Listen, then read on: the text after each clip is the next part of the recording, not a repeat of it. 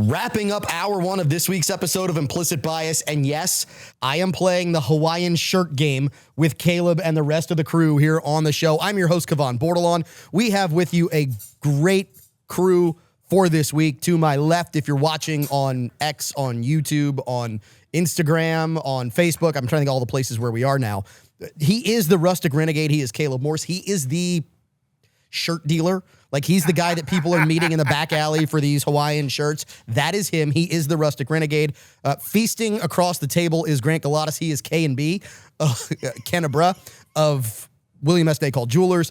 We actually do have Walker on camera. So the Implicit Bias pledge, Walker Griffon, who we will never have on camera again because, yes, he looks like that.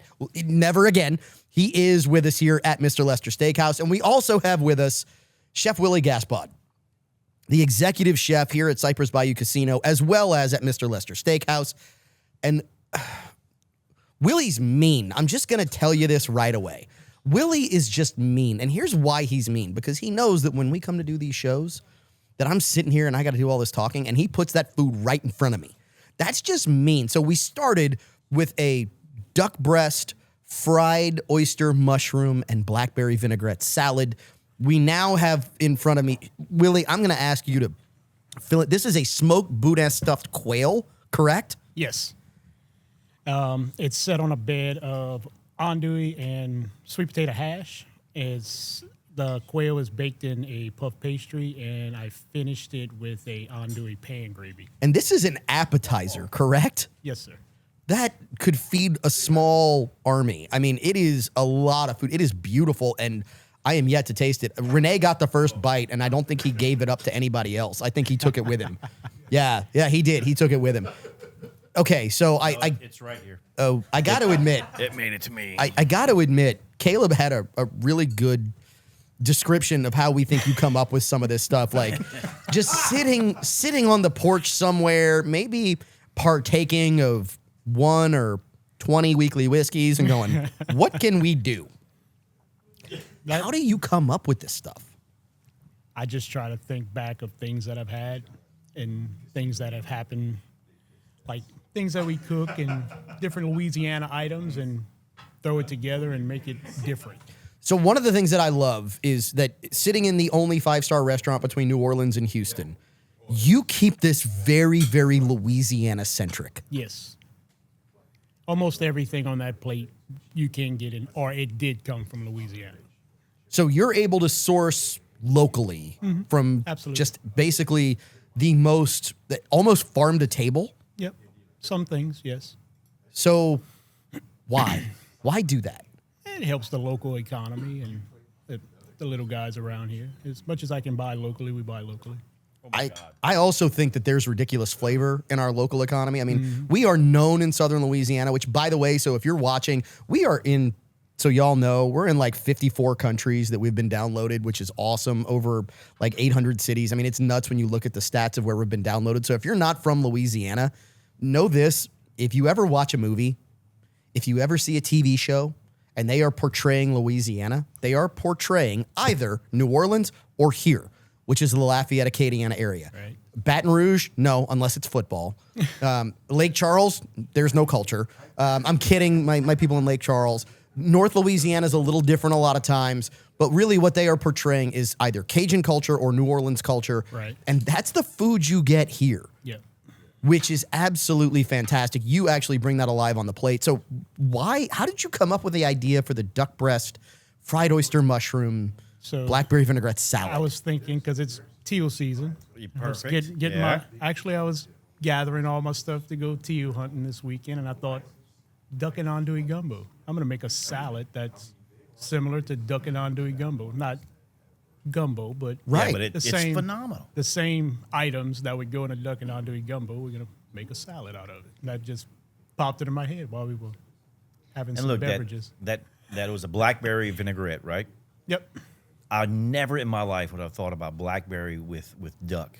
Right. But that deep, dark meat with that beautiful, succulent, it's a fruit, right? He said suck. Yeah. It's phenomenal, man. Like, I want to do something with blackberry and duck breast now. It And goes together. You did such a good job with that. Blackberry and duck goes together. Oh my God! Yes, it does. Most berries and duck blend together. Okay, so chef, I got to ask you about the soup while I tried this quail, because the soup I actually got to taste prior to us starting this segment. Tell us about that soup. It's just a simple corn chowder with bacon and chicken added to it. Just different. No, that is a bacon, chicken, corn chowder, Yes. correct? Yep.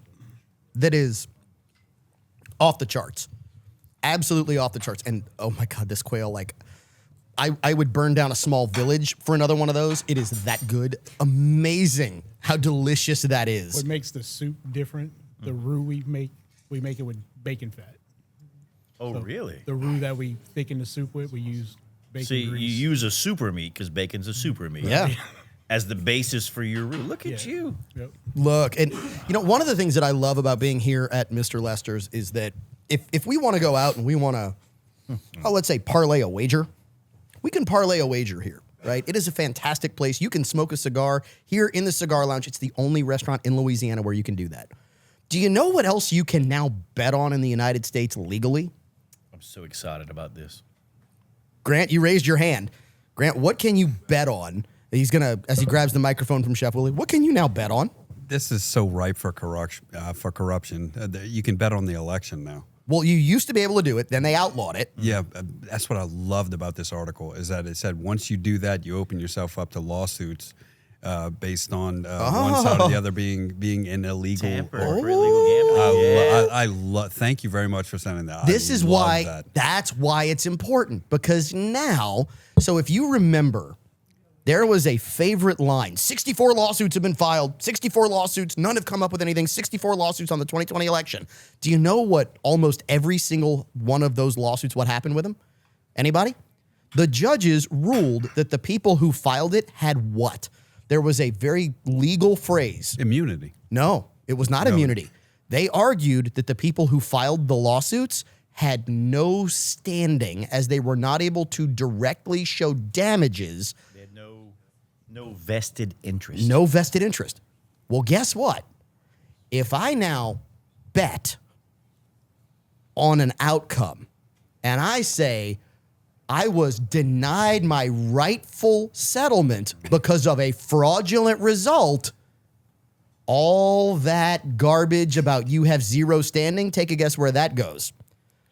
That goes right out the window. Wait, so does that mean that the next TV here in the casino is going to have election polls with numbers from the bet on? That I don't know. And then that I don't, we are not speaking on I'm that. speculating. And then next to that would be like Chef Willie's meal for the night. And how many people will say it's amazing? Oh, well, unfortunately, that would just be 100% bet. Like, that'd be the biggest sucker bet in the casino because everybody knows that if Chef Willie's cooking it up, it's going to be fantastic. So is this up for, I mean, are they going to put this to a vote or is this something that's actually going to pass? No, it's passed. passed. It's done. It's there. It is now. Legitimate. It's taken care of. Yep. So I'm waiting on DraftKings to start investing in Fox like they have invested in ESPN.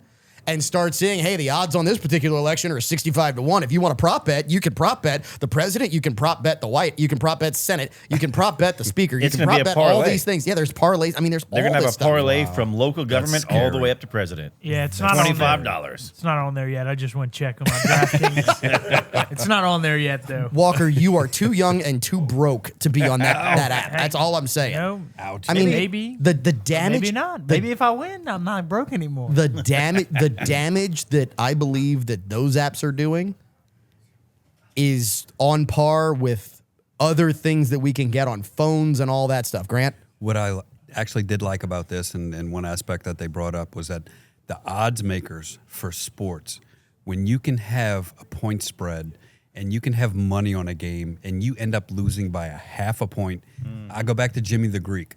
These people are almost just sick, savants. Intuitive with determining this. So you can almost base an election just based on these guys' predictions of it, if there's actual money on it. Here's the other big reason that I love Very this. interesting. Because we all know that polls are rigged. We all know that polls Inherently. are all dependent upon, well, I oversampled this particular category versus that category. And you get polls on both sides. None of them are right. They've never been right. And then at the end, they go, oh, well, we said it was in the margin of error, blah, blah, blah, blah, blah. Here's the best part of this. You're going to see polls that come out that say this is close. And then you're going to find out that 90% of the American public has voted or has bet on one candidate. Right? So essentially, the betting money will become the polls, which takes, and this is going down a deep rabbit hole. The deep rabbit hole is this, which is, how do you fix an election? The very first thing you have to do is you have to make it plausible that the candidate you're going to rig it for will win. Which means, how do you do that? You utilize polls. Well, now, if you can't utilize polls to make it plausible that a candidate will win, when that candidate who wins that nobody bet on, what does everyone do? They all go, oh, no, I didn't bet on that person. And then they start talking to their buddy. They go, I didn't bet on that person. And then they call Walker, who bets on everything. And Walker's like, I didn't bet on that person. And now all of a sudden, everybody's starting to figure out the game that's been played. This is a true vision or sight into the looking glass that has been needed for a long time, because this, you want to give transparency, let people put their money where their mouth is. Well, it goes into making your vote count. You know what else counts? The finger from the corner. Walker giving us that, no, not that finger. I know where your minds are. The 1 minute finger from Walker, which means stick around, because if you're not here for hour 2, you're going to want to find us on all of our socials, whether it's X, whether it's Facebook, whether it's YouTube, whether it's wherever you get your podcast. But trust me, hour 2 is always more fun. So stick around for that on Implicit Bias.